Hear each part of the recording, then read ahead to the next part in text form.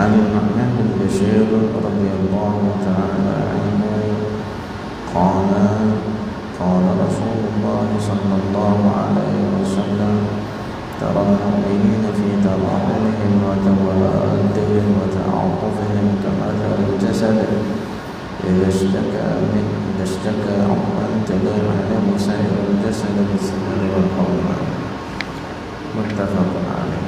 Alhamdulillah, bersyukur kepada Allah Subhanahu wa taala, hari ini berhak seminggu kita puasa. Mudah-mudahan puasa ini puasa yang terbaik bagi kita berbanding yang sebelum daripada ini, dan mudah-mudahan segala amal kita diterima Allah pada bulan ini, segala doa kita dimustajab oleh Allah, dan yang paling penting segala dosa kita diampun oleh Allah Subhanahu wa taala. Insyaallah hari ini kita baca beberapa hadis Nabi sallallahu alaihi wasallam, mudah-mudahan bermanfaat kepada kita. Hadis daripada Nu'man bin Bashir radhiyallahu taala anhu berkata, Rasulullah sallallahu alaihi wasallam bersabda, "Taral mu'minina fi tarahumihim wa tawaddihim wa ta'atufihim kamathal jasad." Perumpamaan orang-orang yang beriman itu dalam berkasih sayangnya, dalam sikap kelembutannya itu seumpama satu jasad. Itu secara awal tidak ada mulisan dengan kemah. Apabila salah satu daripada anggotanya sakit, maka keseluruhan memberi kesan kepada keseluruhan badannya, sehingga tak boleh tidur malam dan menjadi demam. Hadisnya sahih, muttafaqun alaih. Muslimin yang dirahmati Allah, Nabi sallallahu alaihi wasallam mengajar kita satu nilai yang sangat besar dalam hidup, yang menjadi sebab kepada kebaikan yang banyak dunia akhirat. Untuk kebaikan dunia, lebih-lebih lagi akhiratnya.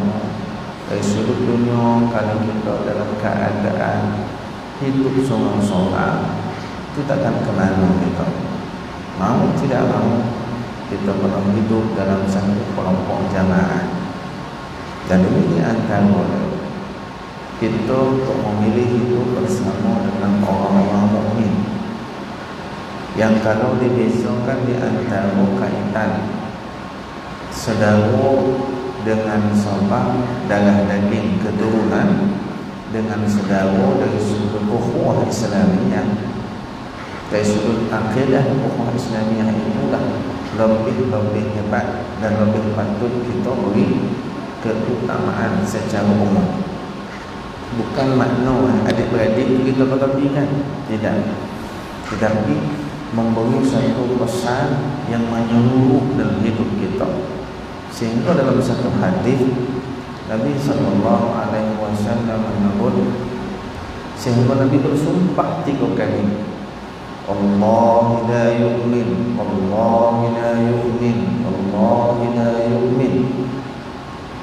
Demi Allah tidak beriman seseorang itu, demi Allah tidak beriman seseorang itu, demi Allah tidak beriman seseorang. 3 kali.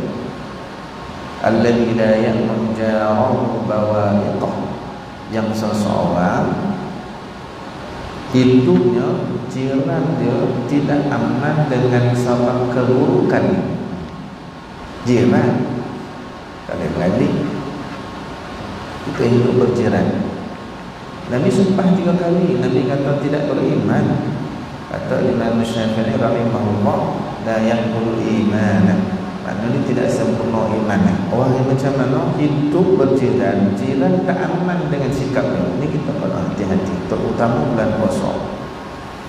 Kadang-kadang dia di puncak Ramadan ni dah mudah dia nak bergaduh, Ramadan ni dah mudah dia nak jadi hasad dengki, Ramadan ni dah jadi puncak dia nak cakap benda-benda tak elok.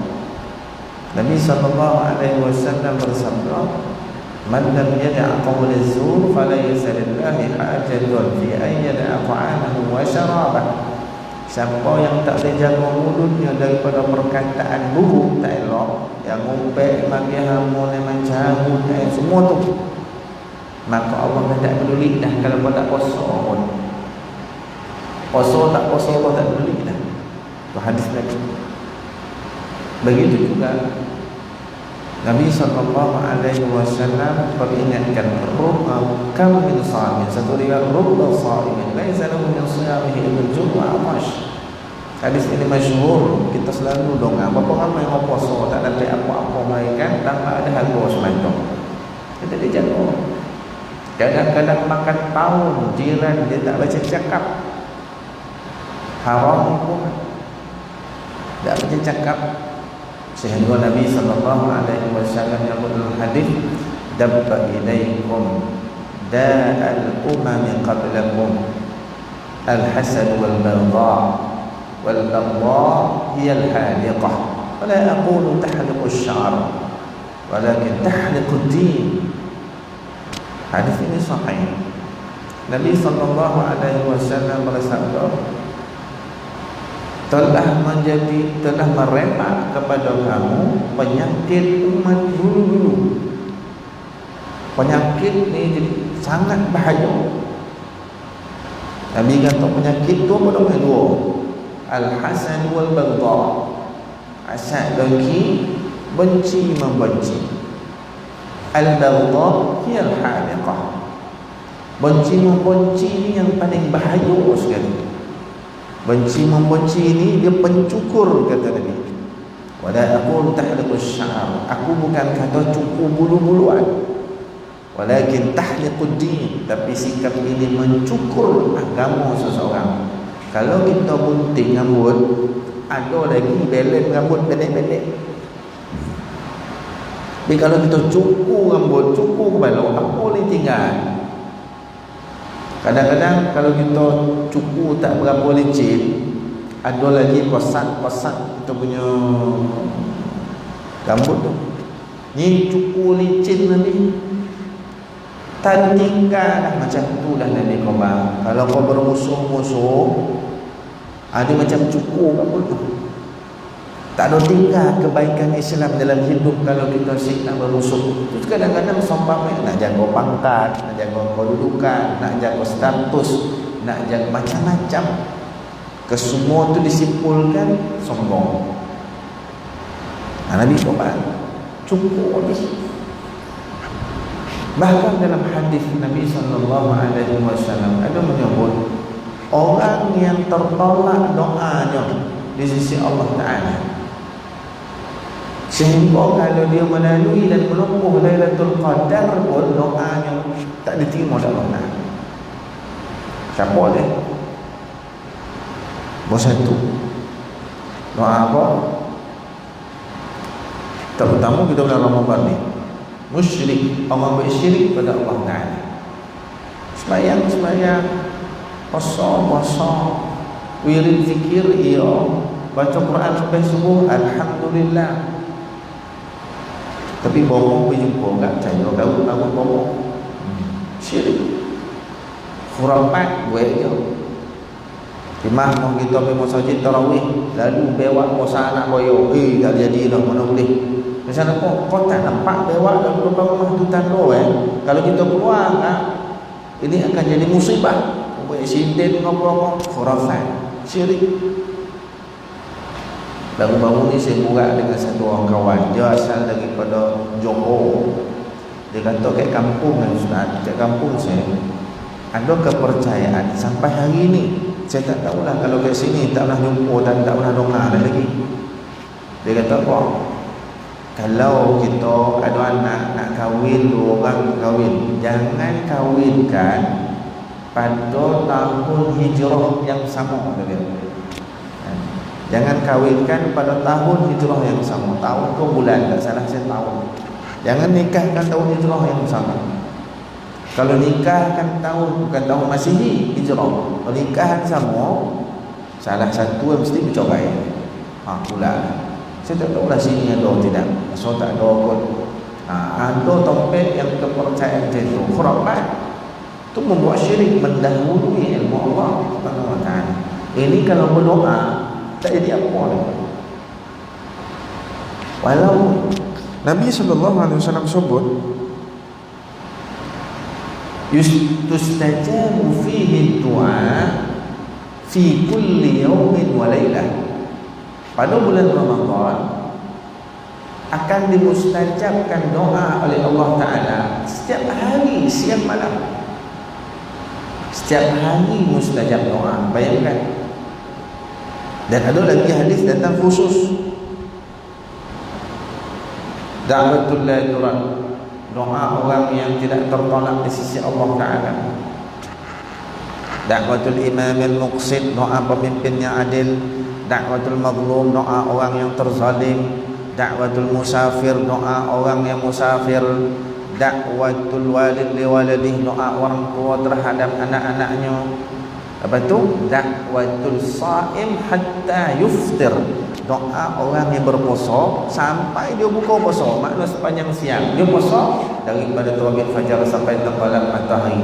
Sepanjang tempoh tu Nabi kata istajab doa. Ada lagi riwayat hadis da'wat as-sa'im 'inda iftari, doa orang puasa ketika dia buka puasa, ketika buka puasa doa mustajab.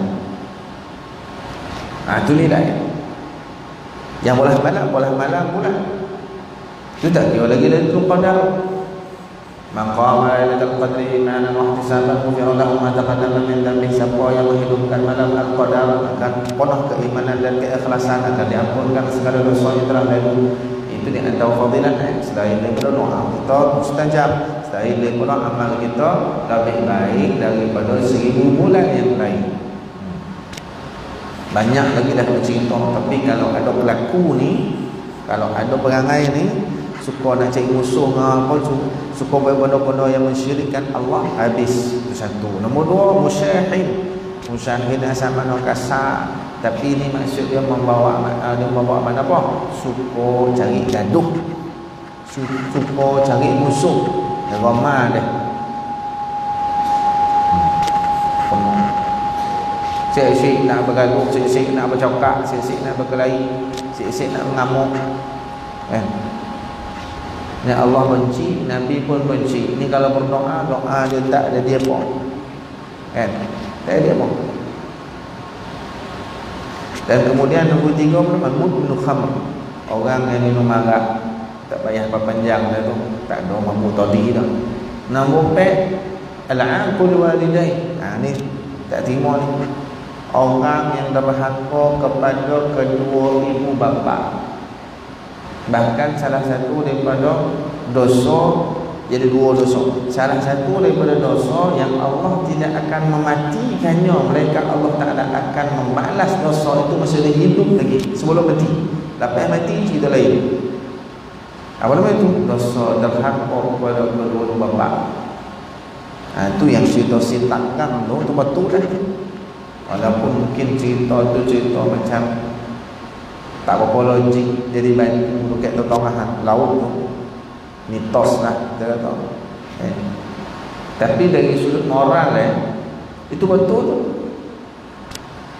ke hadis Nabi. Dan tu kadang-kadang jadi dalam realiti kehidupan kita. Itu doa tidak akan diterima oleh Allah Ta'ala. Sekalipun berdoa melintih Lailatul Qadar, Allah tak terima. Kau pun settle masalah dengan mak pak kau bergaduh di situ tanggang zaman moden, dia bukan cakap maki hamun tu besok bona dah kita dengar. Dia heret omak, dia heret apa mahkamah di saman hal tanah, saman hal rumah, saman hal duit, saman hal ghulta, saman hal wasiat, macam saman ada hari ni. Itu tanggang zaman moden. Itu Joni. Kalau berdoa tak terima. Depan mata saya jadi suatu orang anak perempuan, dia maki apa dia kata ni semua apa bahasa dia anjing dia tu. Ni anjing-anjing dia sebut apa dengan mak tiri dengan anak-anak tiri. Bayangkan tuan, ni apa atas kursi roda. Dia saman apa sendiri dekat mahkamah, dia sebut apa anjing. Telinga saya dengar, mata saya tengok benda ni. Dia bukan ambil cerita kan. Orang-orang derhaka tak nampak gaya kalau dia tidak bertobat dan mohon ampun pada mak apa pada apa tu, baru syukur tak dapat. Baru syukur tak dapat. Kan? Tu zaman sekarang. Komandan tak jadi apa kat dia. Settle dengan mak kau, settle dengan pak kau, minta ampun, minta settle, baru boleh. Siapa nama sahabat Nabi yang Nabi SAW nak bakar dia kalau mak minta ampun, siapa nama? Koreh itu tak tahu. Saya tak ingat tu tak tahu. Dah koreh itu tak tahu. Terdengar kan awak pun dah lupa. Siapa? Al-Qamah. Awak tu dapat seorang. Alhamdulillah muazzin. Itu pun dia kopi sendiri. Tidak lah kompom lah tu. Dia lupa je ingat sama lah. Saya langsung lupa je tu kan ingat sikit. Kan? Jadi nak mengucap susah. Nabi ajar la ilaha illallah tak boleh, la ilaha illallah tak boleh. Tersokat. Nabi kata panggil mak. Ni apa masalah nak ni? Ada apa? Masalah ni, ni cerita pendek dia lebih MGD daripada mak sendiri. Dan Nabi kata ampun dia anak. Tak payah hati dan kocik dia. Kocik hati dia. Ampunkan dia ataupun dan bakar dia hidup sudah mati. Kan? Tak nak dia. Nabi suruh sahabat dia ambil kayu api bumbuan. Dah nampak Nabi serius, mak ampunkan. Bila ampun dia tahu dia dapat la ilaha illallah. Meninggal ni. Tu kesan daripada kecil hati ya. Kalau cerita besaman tu lagi besar. Menganjingkan nampak sendiri. Kalau setakat pak ni kambing tu pun dah dosa besar lah. Dia pergi pula ambil satu binatang mughallazah pula dia bagi kat pak anjing pak ni. Tuan cuba bayangkan kita nak kau wal'iyadzubillah sampai hari ni takat hari ni tak ada lah, tapi untuk menggambarkan macam mana laknat Allah Ta'ala tu layak bagi dia tu. Kalau anak kita sendiri kau bagi kita tak payah susah-susah dia ambil anjing babi pun tak payah. Dia kau bapak ni nyanyuk ya pasal kita je. Tu tadi menusuk tu dan tajam betul tu. Ni orang tua ni dah nyanyuk apa dia beri macam tu ya ayat ni. Perasaan kita je tu. Kita terfikir ni anak den ko anak siapa sosek balik rumah. Terfikir kan. Itu baru sikit. Ni orang tua dia tak bagi apa, kita bagi apa dah bagi orang tua je. Ni orang tua ni dah nyanyuk. Tajam ni cucu ni. Sebab tu Allah sebut dalam Quran wala taqul lahum jangan kata Tapi hebatnya Al-Imam Abdullah bin Ali Al-Haddad rahimahullah ta'ala, di antara sebab kenapa anak derhaka kepada apa ialah konangkan si apa ni konang-konangkan flashback ke belakang balik pernah tak dia derhaka pada mak apa dia dulu. Sebab itu tadi hadis di antara tidak akan membalasnya, akan membalasnya sebelum dia mati. Tak ada riwayat kata seorang anak derhaka kepada orang tua, Allah mentakdirkan pula bagi dia anak yang akan berderhaka pula kepada dia. Itu kena hati-hati. Supaya macam satu hadis yang lain, hadis ni sahih riwayat Imam Muslim. Nabi SAW menyebut apa nama? Ma min syabin akrama syaykhan min ajli sinnih. Barang siapa yang memuliakan orang tua ni bukan nama apa orang tua biasa macam saya dengan tuan-tuan sebagian ni lebih berumur jauh pada saya hormati tuan-tuan. Contoh hadis ni kata siapa yang menghormati orang tua dikarenakan umurnya, bukan kerana dia ada kaitan keluarga saudara mara, tak. Ni orang tua hebat mengajar kita. Ada orang tua lalu tunduk pasal apa? Hormati dia. Ni ajaran Islam, hadis Nabi. Mungkin dia berlaku dalam bangsa kita saja, tidak berlaku daripada bangsa yang lain. Mungkin dikatakan adat, tapi adat yang berlandaskan kepada syarak. Kita hormati orang tua. Lalu ni tak jumpa bangsa Arab, kita tak jumpa macam ni. Pergi negara-negara lain, orang putih ke apa, kita tak jumpa macam ni. Yang orang Melayu tua-tua dulu, ulama-ulama dulu ajar, lalu orang tua-tua.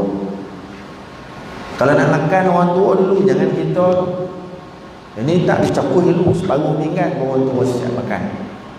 Kan? Lalu orang tua, jangan cakap tinggi-tinggi suara depan orang tua. Jumpa orang tua, kau beri salam dulu, jangan dia buka beri salam. Kau jumpa orang tua, salam, cium tangan. Ini semua dikatakan adat, tapi hakikatnya ni ajaran agama. Nabi kata, siapa yang memuliakan, ini secara umum hadis yang kita buat itu mungkin betul secara khusus. Nabi SAW kata, hadis ini sahih riwayat Imam Muslim, barang siapa yang memuliakan orang tua min ajli sinni, dikarenakan umurnya lebih tua pada kita, maka Allah Ta'ala akan datangkan besok masa dia tua, orang-orang muda akan memuliakan dia. Allah balik macam itu.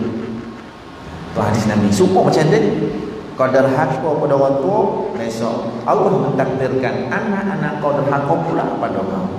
Waliyahulillah. Tak ada kesudahan ya. Derhaka, anak derhaka, so anak derhaka lain tak. Anak derhaka tak ada kesudahan.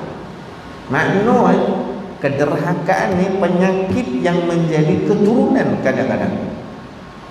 Dia tak habis-habis. Sebab tu kita tengok kadang-kadang kan, ada keluarga yang joli kita kompolit lain macam, dia kalau bohong dengan mak-mak lain macam dia ni. Ni yang saya tengok sendiri depan mata. Dia marah mak ni, mak bagus baik, yang dia marah mak depan orang ramai dan depan ramai. Dia marah macam mak ni bangang, tak erti. Saya tengok. Kita tahulah anak sebab mak panggil alung kau angah kau punya itulah anak muka pun sama. Ni zaman Nabi SAW pun gambarkan akhir zaman, dua jenis anak yang akan ramai melantau di muka bumi. Anak haram, anak derhaka, anak zina. Nak ngomongkan apa? Zina ni berluasa hatta yu'limu biha, Nabi kata, sehingga merata-rata dielankan lagi. Ni dahsyat akhir zaman. Maka Ramadan patut menghati kita. Itu yang keempat. Saya kata tadi ni, kau doa akan tertolak insya-Allah Taala. Nombor 5, qatil rahimin. Orang yang memutuskan silaturahim. Ada satu hadis ni sahih juga. Nabi SAW kata, barang siapa yang nak rezekinya diluaskan, umurnya dipanjangkan, falyasil rahimah, hendaklah dihubungkan silaturahim. Apa? Itu kebaikan keburukan pula, la yadkhul jannata qati', tidak akan masuk syurga orang yang putuskan silaturahim. Itu buruk kalau putih. Kalau positif, kalau menghubungkan, itu di antaranya tadi. Tak masuk syurga, maksudnya apa? Besok di akhirat ada dua ya, tak syurga neraka. Alhamdulillah. Ada satu hadis Nabi SAW kata, dakhaltul jannata fasami'tul qira'ah. Aku masuk syurga. Satu riwayat dia kata aku mimpi masuk syurga. Ada dua riwayat. Dia bukan masuk syurga masuk peristiwa Mi'raj, tapi masuk syurga melalui mimpi. Mimpi itu adalah wahyu bagi Nabi SAW. Kan? Aku masuk syurga, aku dengar dia baca Quran. Aku tanya Jibril AS, ni siapa yang baca Quran dalam syurga ni? Maka dia jawab, Harithah bin Nu'man. Nama sahabat itu Harithah bin Nu'man. Ini sahabat Harithah bin Nu'man, ya Rasulullah. Pasal apa dia sampai tahap macam ni kemuliaan baca Quran dalam syurga? Kadzalikul bir, jawab dua kali. Dikarenakan apa bahasa kita bir, Allah lupa pula bahasa Melayu birrul walidain, menghubungkan silaturahim dengan mak ayah dan berbakti kepada ibu dia ni orang yang berbakti kepada ibu sepanjang ibu itu terderaya dan sakit sampai meninggal, dia khidmat. Ada ulama tuan-tuan, saya pernah baca Hadis Nabi SAW sebut al-jannatu tahta aqdamil ummahat. Syurga itu di bawah tapak kaki umat. Saya baca satu sejarah seorang ulama, saya ingat ke mana. Dalam dah saya baca benda ni. Setiap kali dia nak keluar rumah musafir, sama ada nak menuntut ilmu, nak berdagang, apa-apa nak keluar, mungkin 2-3 hari, 30 hari dan sebagainya. Setiap kali dia nak keluar, dia ambil kaki umat, cium tapak kaki umat. Kenapa hadis Nabi syurga bawah tapak kaki dia? Walaupun kita faham makna dia adalah nak jadi masuk syurga, baik kebaikan dia. Kita semua faham benda tu. Dia pun faham, dia ulama. Dia bukan tak tahu. Tapi tak cukup memuliakan umat dia hanya berbakti, tetapi bagi dia meletakkan diri dia hina pada umat. Dia ni tak ada apa sebab Nabi khabar, bukan Nabi. Sufyan Ats-Tsauri rahimahullahu ta'ala, Sufyan Ats-Tsauri kata apa? Aku boleh orang ni sombong ni pasal apa? Aku boleh. Ada orang sombong pasal pangkat, pasal kedudukan, pasal watak, pasal status dan sebagainya. Sombong, aku boleh orang sombong. Sedangkan dia keluar daripada 2 lubang kencing. Pertama dia keluar lubang kencing nampak, nombor 2 dia keluar lubang kencing emak. Nak sombong pasal apa? Kau keluar daripada 2 lubang najis. Kau sombong buat apa? Sama ya. Maka dia rasa macam tu lah, kan? Maka dia rasa layak tapak kaki ini satu tempat yang paling bawah, paling hina, letak pada muka satu struktur tubuh badan jasad kita yang paling mulia. Elok yang paling mulia, letak yang paling tak elok ke umat kita. Dia ni mau memuliakan umat cara macam tu. Bagus kan? Bagus. Dia ambil tapak kaki dia cium macam tu. Okey. Zaman sekarang takkan ada tuan. Walaupun kita kata nak buat macam tu, kau salah faham daripada hadis. Tapi kalau begitu untuk dia memuliakan umat, tak ada masalah. Dia bukan menyembah umat. Dia letak kemuliaan umat itu pada dia, sehingga tapak kaki umat tu letak kat muka dia. Ini muka paling mulia, tapak kaki paling hina, letak kat muka dia ni sebab dia umat dia. Orang lain dia tak boleh jadi. Macam tu sikap dia. Tak jumpa zaman sekarang. Yang ada tapak kaki dia pergi umat. Itu tu. Pasal apa? Dia tak beri, tak beri. Pasal apa ni? Tanggih dadah. Dipijak tau. Jangan kata pijak. Kes kat mana? Felda mana? Saya tak ingat. Tak apalah. Jem Felda. Kan? Bergaduh dengan apa entah apa dia nak ke apa apa dia tak beri. Di sosah apa putih balok. Putih balok tu kan. Dia masuk kepala pak ni di dalam beg buat naik bas ekspres. Pergi kat mana dia pergi tanam tu. Kalau bas ekspres daripada tu tahu ni mampu masuk gaul. Dia bawa kepala. Ini betul-betul nama kepala bapa. Buat putih. Bukan tapak kaki macam kita dah. Ini nak nilai. Kalau boleh kita lepak junjung tu tua-tua. Sebab yalah kadang-kadang orang tua dah tak ada. Kita dah ajar anak-anak kita, dia ni orang tua kau. Kita mungkin tak ada kesempatan nak buat yang terbaik pada orang tua. Kita tak boleh derhaka, insya-Allah tidak. Tapi nak buat yang terbaik tu tak ada kesempatan. Turun ke anak kita, buat kat kita tak apa. Kau di sini selama ni salam tak cium tangan. Unjuk kan tu. Tak apa, tu hak kita. Bahkan Nabi sallallahu alaihi wasallam ada bagi jalan. Contoh hadisnya Nabi kata maksud hadis tu, seseorang yang masa hidup tak pernah buat bakti pada umat masa hidup, bahkan kadang-kadang menyakiti hati umat, apa aku umat aku dan sebagainya. Dia rasa dia macam adalah umat lah mati dia ni, mati umat aku sudah. Hidup umat dia buat cina-cina, hidup bapak dia buat cina-cina, dah aku lah macam mana nak buat ni. Nabi SAW kata, hendaklah kau berdoa untuk umat ataupun apa kau yang derhaka masa hidup ataupun yang kau tak pernah buat kebajikan masa hidup, doakan dia setiap hari. Allahumma ighfir laha warhamha wa'afiha wa'fu anha, itu kalau umat. Allahumma ighfir lahu warhamhu wa'afihi wa'fu anhu, itu kalau apa. Allahumma ighfir lahuma warhamhuma wa'afihima wa'fu anhuma, itu kalau dua-dua. Setiap hari sebut yang tu. Hatta kataballahu lahu waladan barra kama qala, sehingga Allah menulis baginya dia telah menjadi anak yang berbakti. Itu cara doa. Ataupun boleh kita kata doa setiap hari, sedekah nama dia di bulan Ramadan, ambil kesempatan.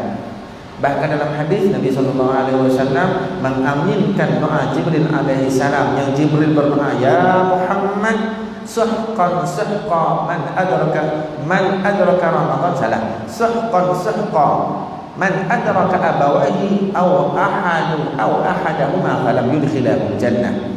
Nabi kata kebinasaan dan kecelakaan bagi seseorang yang menempuh kehidupannya bersama dengan orang tuanya, kedua-duanya ataupun salah seorang daripadanya, tetapi tidak menjadi sebab kepada besok dia masuk syurga.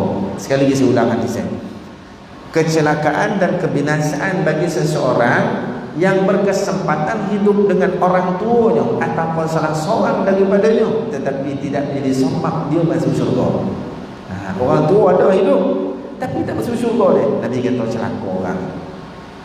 Maka kalau kita dah belajar masak dah tak ada apa dah, turunkan kepada anak. Kau tengoklah mak kau ni, kita bergapak. Nah, kau tengok mak kau, ini kunci syurga kau. Kau tengok apa kau orang tua ni, ini kunci syurga kau. Nabi kau bakti pada dad, bakti pada mak kau, Nabi kata masuk syurga. Dia kena turunkan.